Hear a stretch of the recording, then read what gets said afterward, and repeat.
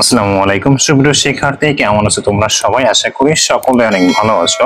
তোমরা অনেকে আমাদের কমেন্ট বক্সে অনেক প্রশ্ন করো, স্যার এটা বুঝতেছি না, ওটা বুঝতেছি না। তো তাদের জন্য আমি বলবো, আমাদের ফেসবুক পেজ আছে, সেখানে তোমরা স্ক্রিনশট সহ আমাদের মেসেজ করো, আমরা সময় পেলে তোমাদের অবশ্যই বুঝিয়ে দিব, ঠিক আছে? আর যারা এখনো ষষ্ঠ থেকে দশম শ্রেণীতে আমাদের সিলেবাসটা এখন দেখোনি, অবশ্যই দেখে নিবা। আমাদের ফেসবুক পেজ এবং ইউটিউব চ্যানেল উভয় জায়গায় দেওয়া রয়েছে, ঠিক আছে?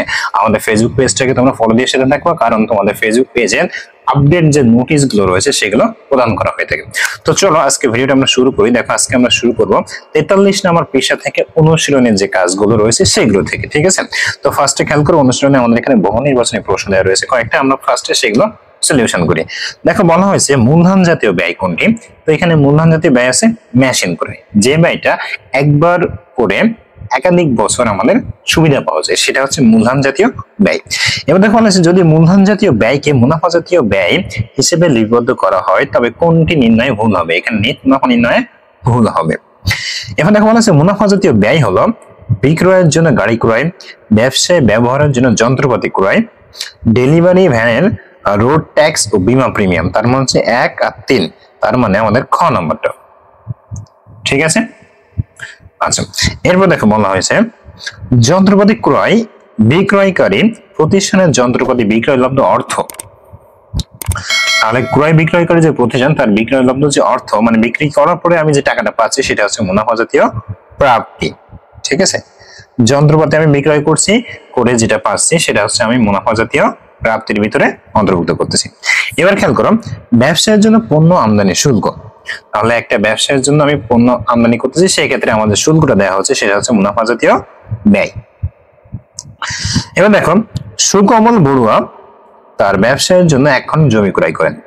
জমির রেজিস্ট্রেশন করতে তিনি 5,000 টাকা ব্যয় করেন। এই রেজিস্ট্রেশন খরচ, তাহলে রেজিস্ট্রেশন যে খরচটা সেটা হচ্ছে মূলধন জাতীয় ব্যয় হবে, ঠিক আছে? কেন মূলধন জাতীয় ব্যয়? আমি আবারও বলি, মূলধন জাতীয় ব্যয় তার কারণ হচ্ছে আমরা এই ব্যয়টা একবার করতেছি, মানে একবার রেজিস্ট্রেশন বাবদ ব্যয়টা করতেছি এবং এর সুবিধাটা আমরা কয়েক বছর পাচ্ছি। এবার দেখো, বলা হয়েছে বিশদ আয় বিবরণীতে লিপিবদ্ধ হবে। তাহলে বিশদ আয় বিবরণীতে কি কি লিপিবদ্ধ হয়?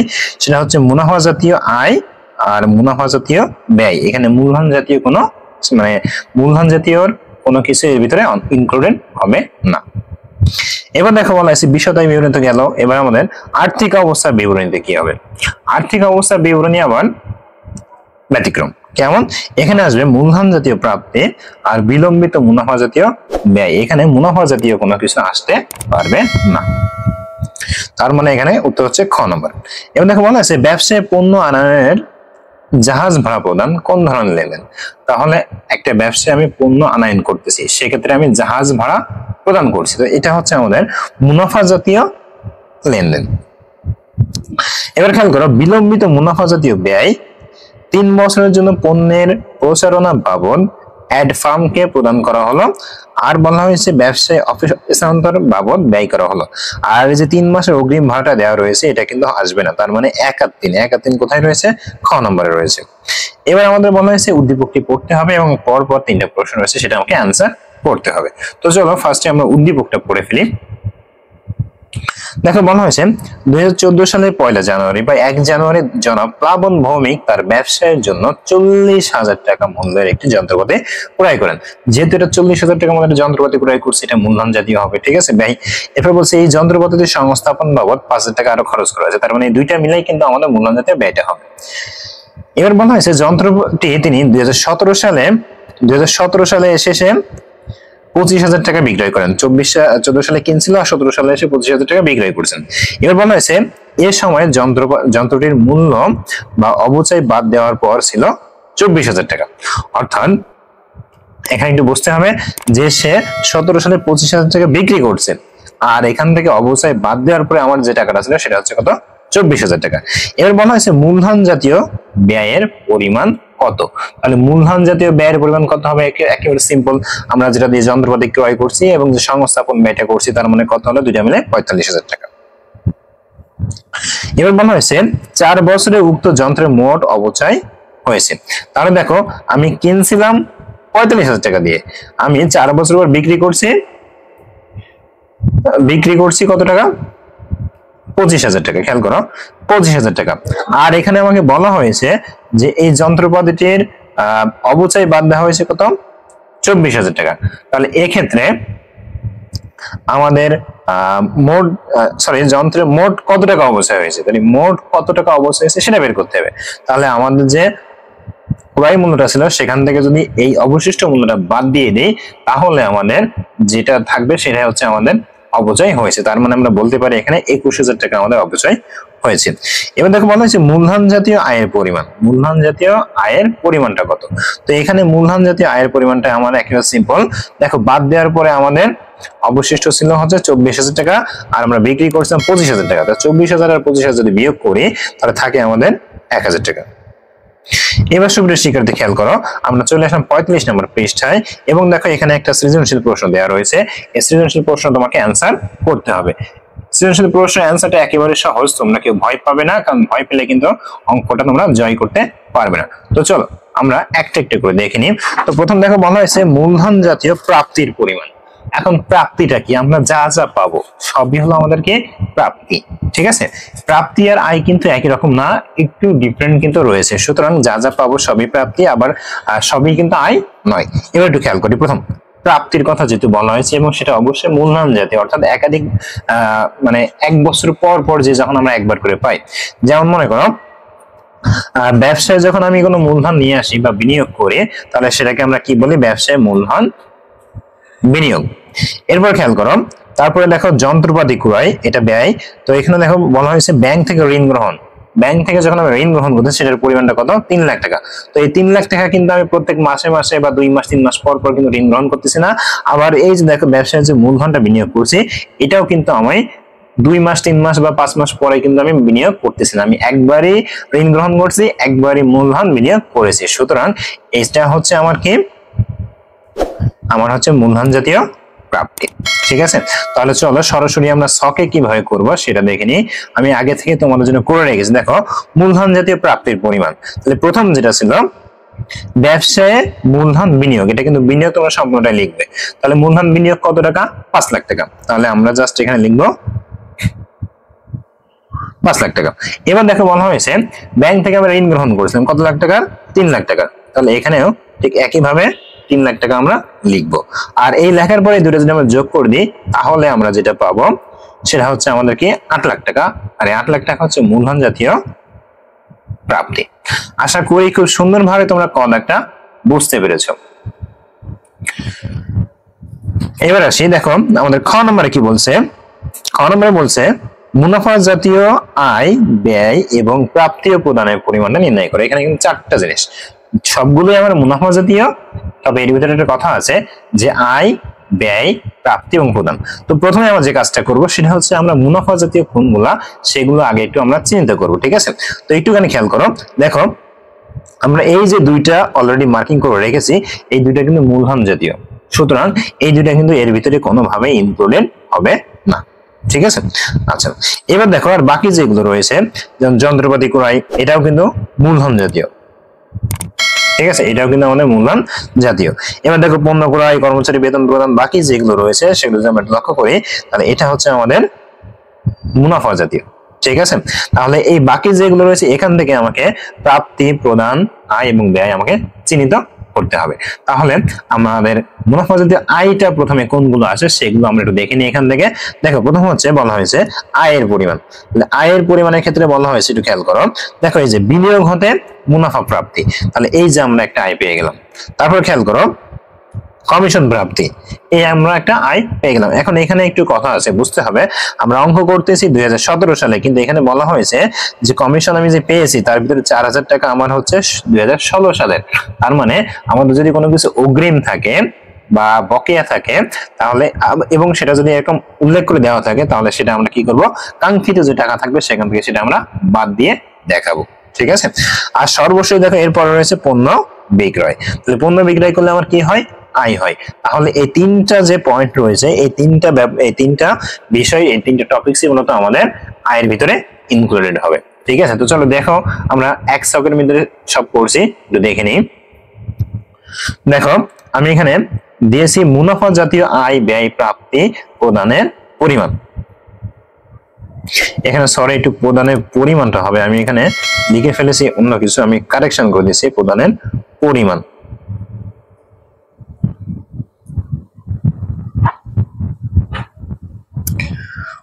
ঠিক আছে।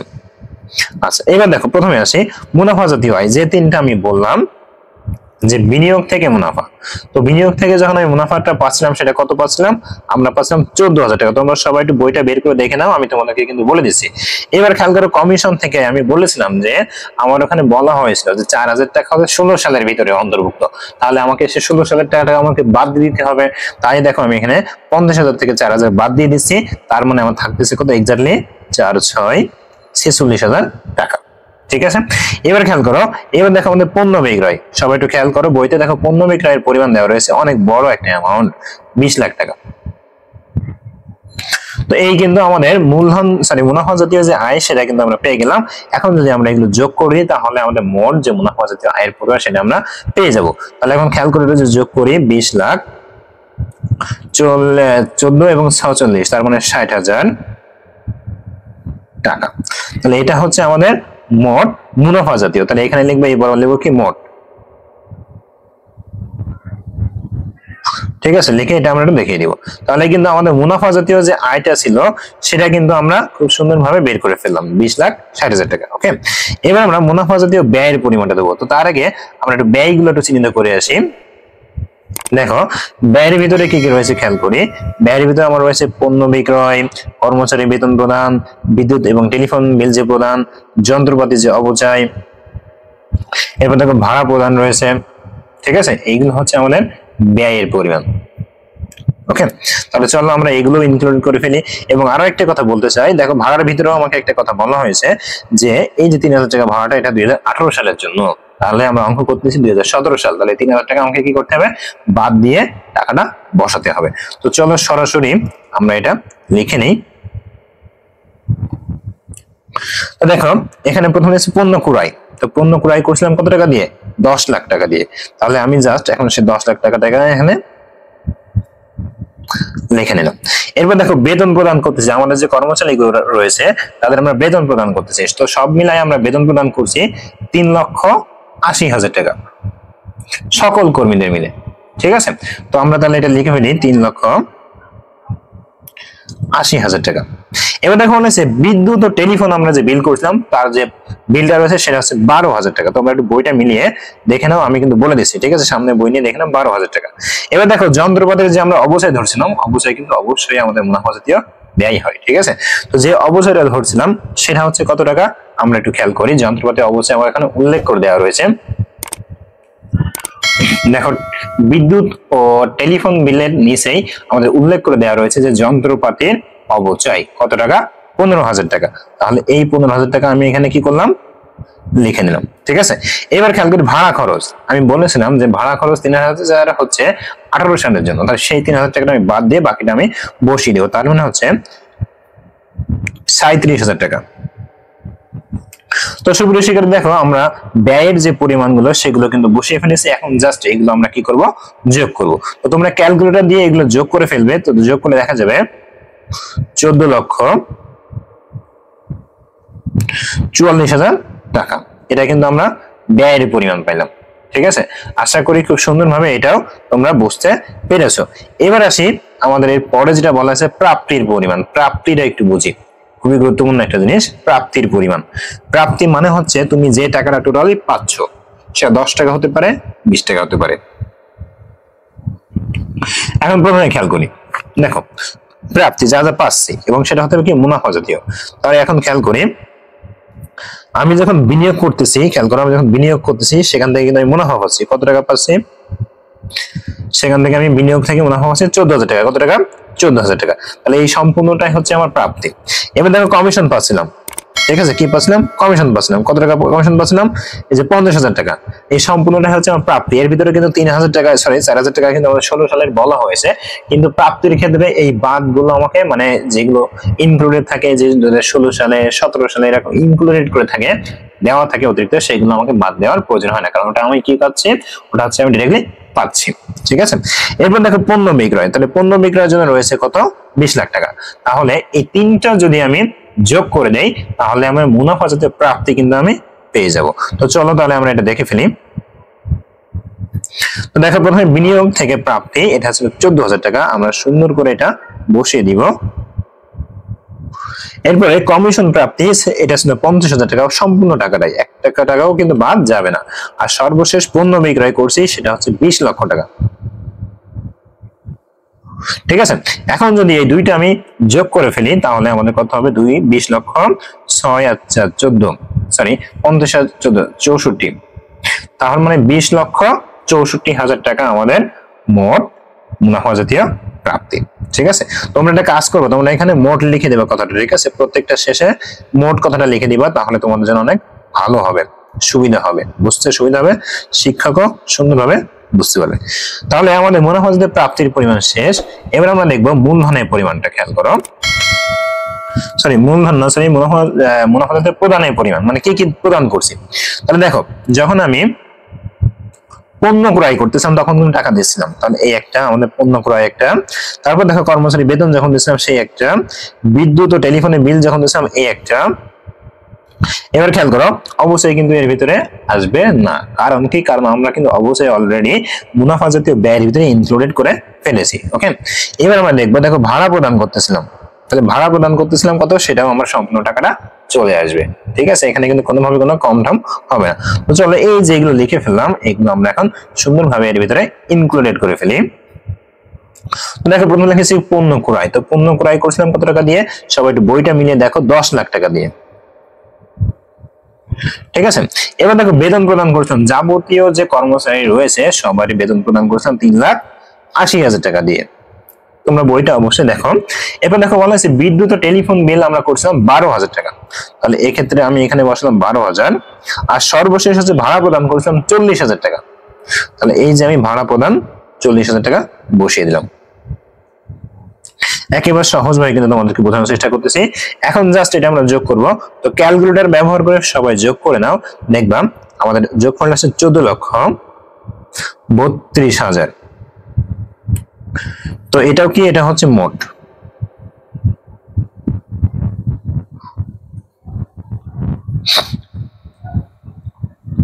মোট ঠিক আছে, তো মোট কত পাইছি, 14,32,000 টাকা। তো সুপ্রিয় শিক্ষার্থী দেখো আমাদের আয় ব্যয় প্রাপ্তি প্রদান সবগুলোই কিন্তু সুন্দরভাবে কমপ্লিট করে ফেললাম। এবার দেখো এরপরে আমাকে সর্বশেষ বলা হয়েছে বছরান্তে মানে বছরের শেষে বুরহান এন্টারপ্রাইজের মালিকানা সত্ত্বের পরিমাণ।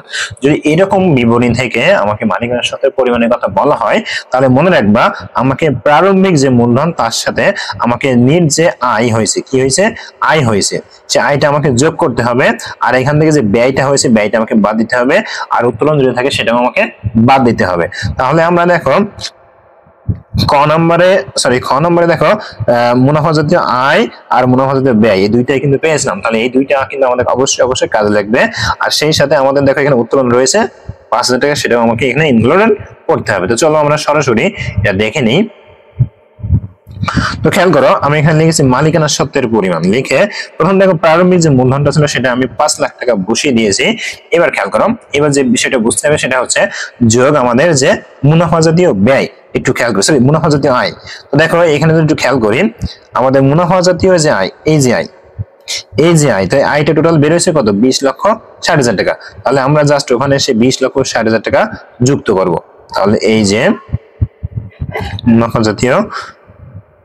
জাতীয় আয়, তাহলে এই যে 20,60,000 টাকা। ঠিক আছে, এবার এই দুটো আমরা কি করবো, যোগ করবো। তো দুটো যদি যোগ করি তাহলে আমাদের কত হবে সেটা একটু খেয়াল করি। দুটো যোগ করলে হবে 2, 5, 25, 6, 0, 1, 2, 3 মানে 25,60,000 টাকা। ঠিক আছে, 25,60,000 টাকা, এটা কিন্তু আমরা দুটো যোগ করে পেয়ে গেছি।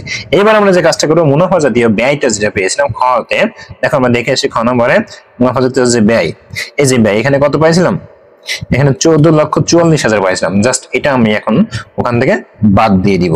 তাহলে এখন লিখি 14,44,000। এবার দেখো এর সাথে আমাদের উত্তোলনটাও কিন্তু যোগ করে বসাতে হবে। উত্তোলন কত ছিল, উত্তোলন ছিল শুধুমাত্র 5,000।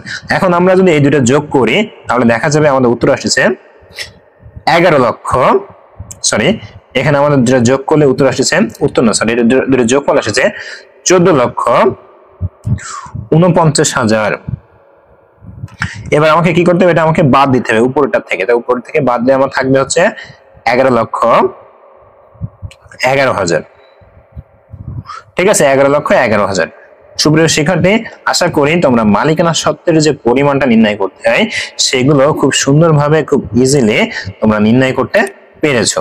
ঠিক আছে, আমি কিন্তু খুব সহজভাবে তোমাদের সামনে তুলে ধরলাম। ওকে, তো আজকের ক্লাসটা এই পর্যন্ত, এর পরের ক্লাসে আবারও দেখা হবে এবং এর পরবর্তীতে আরো আমরা আস্তে আস্তে একটা একটা করে সমাধান করব। ঠিক আছে, সবাই ভালো থাকো, সুস্থ থাকো এবং আমাদের চ্যানেলের সঙ্গেই থাকো। ধন্যবাদ সবাইকে।